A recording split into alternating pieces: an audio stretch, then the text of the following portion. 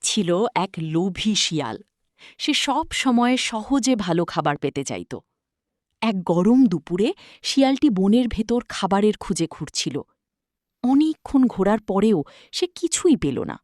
ক্ষুধায় তার পেট কাঁপছিল। হঠাৎ সে একটি সুন্দর আঙুরের বাগান দেখতে পেল। লতাগুলোর উপরে ঝুলছিল বড় বড় বেগুনি আঙুরের থোকা। রোদের আলোয় আঙুরগুলো চকচক করছিল। শিয়ালের জিভে পানি চলে এলো। সে ভাবল, এই আঙুরগুলো নিশ্চয়ই খুব মিষ্টি।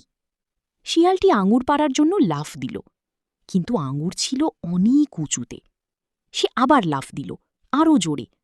তবুও আঙুর ধরতে পারল না। কয়েকবার চেষ্টা করার পর সে ক্লান্ত হয়ে হাঁপাতে লাগল।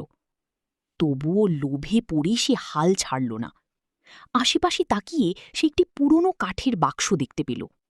বাক্সটি টেনে এনে তার উপরে দাঁড়াল। তারপর আবার আঙুর ধরার চেষ্টা করল, কিন্তু বাক্সটি ভেঙে গেল আর শিয়ালটি ধপাস করে মাটিতে পড়ে গেল।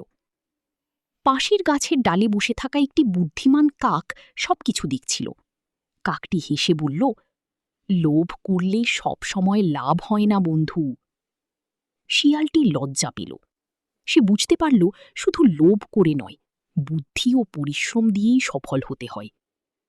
তারপর শিয়ালটি ধীরে ধীরে বনের পথে হাঁটতে লাগল।